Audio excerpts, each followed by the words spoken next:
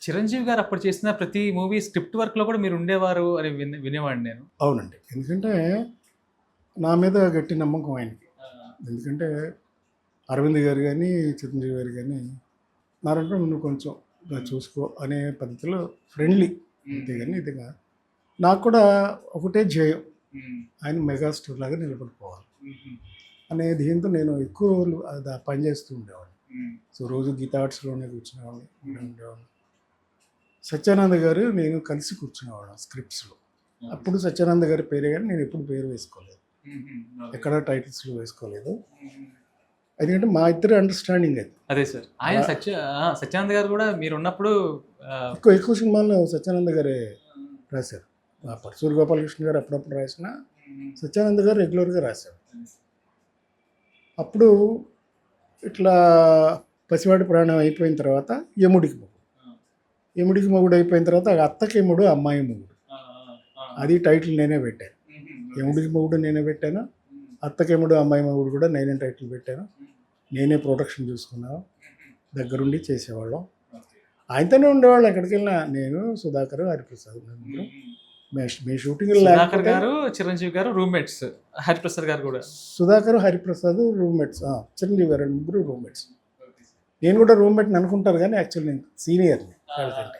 But friendship అంతా ఒకటేగా ఉండేవాడు. మీకు హౌసే ఉంది కదా సార్ చెన్నైలో? నాకు చెన్నైలో హౌస్ ఉంది. మా అక్కయ్య కాపురం ఉండేవాడు. మా బావగారు ప్రొడ్యూసర్. ఆయన కృష్ణ గారితో 13 సినిమాలు తీశారు.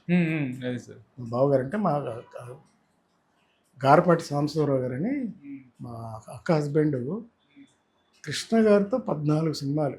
దొంగలు దొంగ, భలే దొంగలు, గూడు పుటాణి, అలాగే దొంగల సిరీస్ సినిమాలన్నీ కృష్ణ గారు వెళ్ళి సూపర్ హిట్ సినిమాలు మా బావగారు ప్రొడ్యూస్ చేసినాయి. Okay sir. G Sambasivarao, Dhoondi గారు తమ్ముడు బాబ్జీ గారని వారిద్దరూ కలిసి తీసేవారు. త్రిమూర్తి ప్రొడక్షన్స్. కెమెరామెన్ కూడా ఆయన రవికాంత్ నగాయిచ్ గారు పార్ట్నర్. రవికాంత్ నగాయిచ్, బాబ్జీ గారు, సాంబశివరావు గారు, మా బావగారు త్రిమూర్తి ప్రొడక్షన్స్ పెట్టి చాలా సినిమాలు తీశారు. మెడ్రాస్లోనే ఉండేవారు.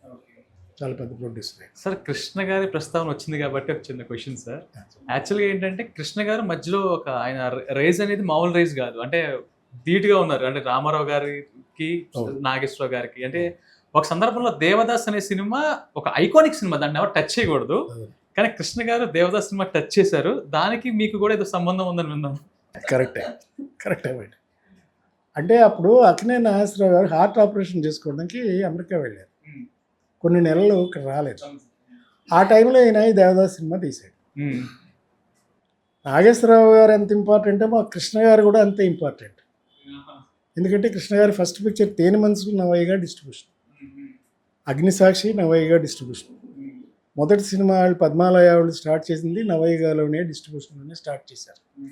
సో అందుకని పద్మాలయ ప్రొడ్యూసర్గా ఆ దేవదాస్ని మా నవయ్యగా వాళ్ళు విడుదల చేశారు. Okay sir. కానీ మీరు సజెషన్ ఇచ్చారు సార్, అంటే అది మీరు కృష్ణ గారికి ఏమైనా చెప్పారా? నాన్నగారు కానీ? తెలియదు, ఎందుకంటే అప్పటికి తీస్తున్నాడు కానీ నాగేశ్వరరావు గారు ఇంత సీరియస్గా తీసుకుంటారని మాకు తెలియదు. ఆయన అమెరికాలో ఉండి వచ్చారు, ఉన్నప్పుడే అరేంజ్ చేశారు. దేవదాస్ రిలీజ్ అయిన తర్వాత వెంటనే అదే టైంలో పాత దేవదాస్ని కూడా రిలీజ్ చేశారు. ఎవరు? నాగేశ్వరరావు గారు చేయించారా? వచ్చారు. ఇది సూపర్ హిట్ అయింది. డబ్బింగ్ సినిమా మళ్ళీ 100 రోజులు ఆడింది. I mean remake second issue. మొదట్లో పెద్ద మంచి పేరు వచ్చేసింది కానీ కలెక్షన్లో పెద్దగా రాలా. తర్వాత ఇప్పుడు చూసేసారు జనం విపరీతంగా. సో నాగేశ్వరరావు తిరిగి వచ్చినాక నాగేశ్వరరావు గారు వచ్చేసరికి ఆయన లేని టైంలో మాకు సారథి స్టూడియో క్లోజ్ చేయాల్సి వచ్చింది మా నాన్నగారికి. నాన్నగారు సారథి స్టూడియో క్లోజ్ చేశారు కొన్నాళ్ళు. నాగేశ్వరరావు గారు అమెరికా నుంచి వచ్చిన తర్వాత అంజలీదేవి గారు సినిమా తీస్తున్నారు, క్షేత్రయ్య. నాగేశ్వరరావు గారు స్టూడియో ఓపెన్ చేయి అంటే మా నాన్నగారు స్టూడియో స్ట్రైక్లో ఉంది, నేను ఇప్పుడు ఓపెన్ చేయలేను అన్నారు. ఒప్పుకోలేదు మా నాన్నగారు. నాగేశ్వరరావు గారు కోపం వచ్చింది. మీరు దేవదాస్ రిలీజ్ చేశారు, పైగా ఇప్పుడేమో నా స్టూడియో ఓపెన్ చేయమంటే చేయట్లేదు అని మా నాన్నగారి మీద కోపం వచ్చి బెంగళూరు వెళ్ళి బెంగళూరులో షూట్ చేశారు. మెడ్రాస్లోనే తీయొచ్చు సినిమా, కానీ ఆ మెడ్రాస్కి ఆయన సొంత స్టూడియో ఉంటేనే వచ్చి షూటింగ్ చేస్తానని అప్పుడు ఇప్పట్లో ఆయన మాట ఇచ్చారు. ఆయన అందుకని వెళ్ళకుండా మరి ఎక్కడ చేయాలి, బెంగళూరు వెళ్ళి బెంగళూరులో కంఠీరవ స్టూడియోలో తీశారు సినిమా మహాకవి క్షేత్రయ్య. అప్పుడు నాగేశ్వరరావు గారికి ఒక ఐడియా వచ్చింది, ఇది లాభం లేదు, నేనే సొంతంగా స్టూడియో కట్టాలి. Okay sir. అప్పుడు ఐడియా వచ్చి అప్పటిదాకా ఆయన సొంత స్టూడియో కట్టుకోవాలని ఆలోచన లేదు. మా వాళ్ళ మీద కోపం వచ్చి, మా నాన్నగారి మీద కోపం వచ్చి ఆయనే చెప్పారు నాకు ఈ విషయం, మీ నాన్న మీద కోపం వచ్చి నేను ఈ స్టూడియో కట్టానయ్యా, ఇప్పుడు అది మా పిల్లలకి ఎంత ఆస్తి అయిపోయింది చూడు, దీనికి కారణం మీ నాన్ననయ్యా అన్న. అయితే అన్నపూర్ణ స్టూడియోస్కి బీజం అక్కడ పడింది అనమాట. అప్పుడు అన్నపూర్ణ స్టూడియో కట్టి ఆ 7 ఎకరాలు పైన 3 ఎకరాలు మొత్తం 10 ఎకరాల స్థలం గవర్నమెంట్లో తీసుకుని అంత మంచి స్టూడియో ఏర్పడడం జరిగింది. అలాగే సార్, కృష్ణ గారు అప్పుడు తర్వాత కృష్ణ గారికి నాగేశ్వర గారికి కొంచెం డిఫరెన్స్ వచ్చాయి కదా సార్ ఆ టైం, అంటే చిన్న చిన్న తేడాలు ఉండి. అప్పుడు ఆయన తర్వాత పద్మాలయ స్టూడియో పెట్టారు. అప్పుడు అది షిఫ్ట్ అవుదామని డిసైడ్ అయిపోయినాక ఇది చాలా కాలం తర్వాత గవర్నమెంట్ ఒక డిసిషన్ తీసుకుంది, చెన్నైలో షూట్ చేయడం కానీ బయట షూట్ చేసిన సినిమాలకి ట్యాక్స్ వేరేగా ఉండాలి, హైదరాబాద్లో తీసిన వాటికి ఆంధ్రదేశంలో తీసిన వాటికి వేరేగా ఉంటుందని పద్ధతి వచ్చింది. ఓకే, గవర్నమెంట్ చెన్నారెడ్డి గారు తీసుకుని ట్యాక్స్ సిస్టమ్ మార్చారు. కొంచెం గట్టిగా బొట్టుకాయ వేస్తే కానీ రారు మెడ్రాస్ నుంచి, ఇండస్ట్రీ అక్కడే ఉంటుంది, మన ఆంధ్రదేశానికి నష్టం వస్తుంది, ఎందుకంటే ట్యాక్స్లన్నీ ఆ గవర్నమెంట్ కడుతున్నారు, సంపాదన అంతా అక్కడికి వెళ్ళిపోతుంది, ఈ పద్ధతి కాదని చెప్పి వాళ్ళు ప్లాన్ వేశారు. అప్పుడు ఏం చేశారు, ఇక గవర్నమెంట్ ఇష్యూ చేసేసారు ట్యాక్స్, అక్కడ తీస్తే ఒక ట్యాక్స్, ఇక్కడ తీస్తే ఒక ట్యాక్స్, దాంతో తప్పనిసరి ఇండస్ట్రీ ఇక్కడికి రావాల్సి వచ్చింది. ఓకే, అర్థమైంది సార్. అప్పుడు గవర్నమెంట్ ఇన్స్టిట్యూట్స్ ఇచ్చింది బాగా, ఇప్పుడు ఫిలిం నగర్ కాలనీ అని కానీ, అలాగే పద్మాలయ స్టూడియో, రామానాయుడు గారి స్టూడియోకి సైట్లు ఇచ్చారు, గవర్నమెంట్ ఇచ్చింది.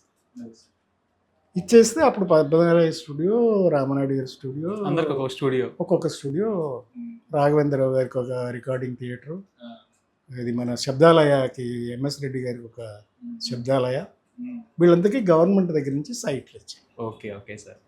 అప్పుడు ఇండస్ట్రీ షిఫ్ట్ అయింది టోటల్గా. ఇంక దాంతోపాటు సార్ ఇప్పుడు కృష్ణ గారు ఒక డిఫరెన్స్ వచ్చాక రామారావు గారి విషయంలో కూడా కృష్ణ గారు కొంచెం డిస్టర్బెన్స్, సీతారామరాజు విషయం అదే అంటే క్యారెక్టర్స్ విషయంలోనూ దాంట్లోనూ కొంచెం వస్తాయి. అంటే అల్లూరి సీతారామరాజు ఆయన స్క్రిప్ట్ రాసి పెట్టుకున్నారు ఎప్పుడో, రామారావు గారికి చేయాలని ఉంది ఆ క్యారెక్టర్, కుదరలేదు అంతకు ముందు. కృష్ణ గారు డాషింగ్ కదా తీసేసారు, ఆయనకి తెలుసు. కురుక్షేత్రం అలాగే తీశారు కదా, దానవేశ్వర కర్ణ కురుక్షేత్రం పోటీ పడి తీసిందే, రెండు ఒకేసారి షూటింగ్ చేశారు, ఒకేసారి విడుదల చేశారు. కురుక్షేత్రం డామ్ ఉంది, దానవేశ్వర కర్ణ సూపర్ హిట్ అయిపోయింది. ఇది పెద్ద బడ్జెట్, అక్కడ రామారావు గారే ఉంటారు, పెద్ద బడ్జెట్లే, అందరూ ఆర్టిస్టులు చచ్చేవాళ్ళు మెడ్రాస్లో, అందరూ ఈ షూటింగ్ వెళ్ళాలా ఆ షూటింగ్ వెళ్ళాలా, ఎవరు పిలుస్తారో తెలియదు, ఎప్పుడు పిలుస్తారో తెలియదు. కానీ అప్పుడు పోటీ అంతా పర్సనల్ గా హెల్దీగా ఉండేది. తర్వాత కూడా వాళ్ళిద్దరూ కలిసి ఎన్ని సినిమాలు చేశారు, రామారావు గారు నాగేశ్వరరావు గారు చేశారు, దేవుడు చేసిన మనుషులు లాంటి సూపర్ హిట్ సినిమా చేశారు. నాగేశ్వరరావు గారితోనూ బోల్డ్ సినిమాలు చేశారు, కృష్ణ గారు నాగేశ్వరరావు గారు చేశారు. ఇవేంటంటే జాబ్ పరంగాను, పరువు ప్రతిష్ట పరంగాను ఆ ఎగుడు దిగుడులు ఉంటాయి. కొంత మిగతా వాళ్ళు క్రియేట్ చేస్తారు కానీ వాళ్ళకేం లేదు, ఈ రోజు వాళ్ళు హెల్తీగానే ఉన్నారు. నాగేశ్వరరావు గారికి రామారావు గారికి అయితే అసలు ఆ రోజులు ఇక్కడ కాకి అక్కడ వాలకూడదు అనే లెవెల్లో ఉండేది. నాకు ఒకటి సార్, ఇందాక మీరు ఇక్కడ ప్రొడ్యూసర్లు అక్కడికి వెళ్ళకూడదు, అక్కడ ప్రొడ్యూసర్లు ఇక్కడ రాకూడదు, అలాగే హీరోయిన్స్ అవస్థ పడేవారు, అన్నీ అందరికీ ఉండేది ఈ ప్రాబ్లం. ఇవన్నీ ఏంటంటే ప్రొఫెషనల్, అంతేగాని దీన్ని పర్సనల్గా లేదు. ఎప్పుడు రామారావు గారు నాగేశ్వరరావు గారు బ్రదర్ అనుకునేవారు. కృష్ణ గారు అలాగే అందరితోనూ సినిమాలు తీశారు. ఆయన యాక్ట్ చేయడమే కాదు, రామారావు గారితో తీశారు, నాగేశ్వరరావు గారితో తీశాడు, హేమాహేమీలు ఇలాంటి సినిమాలు అన్నీ చేశారు. కలిసి మళ్ళీ అన్ని మూవీస్ మల్టీ స్టార్స్ ఉండేసారు అప్పుడు అన్ని. అయ్యో, రామారావు గారు నాగేశ్వరరావు గారు అయితే వాళ్ళు కలిసి చేసినవి అన్నీ సూపర్ డూపర్ హిట్స్. మాయాబజార్ నుంచి తీసుకుంటే అన్నీ కదా ఇద్దరు కలిసి చేసింది. చాణక్య చంద్రగుప్త వరకు అది రామారావు గారు చేసి, చాణక్యుడి క్యారెక్టర్ మీరే చేయాలి బ్రదర్ అని ఆయనతో చేయించారు. మరి ఆయన హీరో అయ్యండి, అది కూడా డ్యూయల్ రోల్ చేసి ఉండొచ్చు ఆయన, ఎందుకంటే 5 వేషాలు వేసాడు ఆయన. కానీ ఈ పర్టికులర్ క్యారెక్టర్లో నాగేశ్వరరావు దగ్గర నుంచే వస్తుంది. నువ్వే చేయాలి బ్రదర్ అని ఆయనతో చేయించు. అది వాళ్ళ అనుబంధం.